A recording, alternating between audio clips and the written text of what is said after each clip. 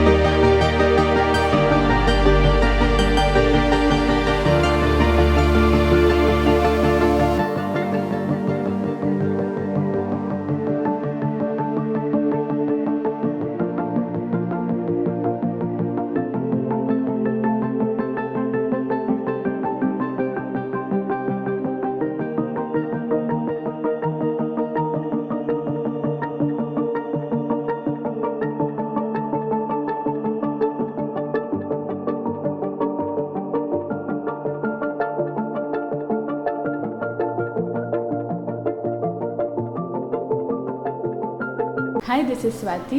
Like చేయండి, share చేయండి, comment చేయండి అండ్ సబ్స్క్రైబ్ చేయండి GR TV. Hi, this is Monica. Please like, share and subscribe GR TV.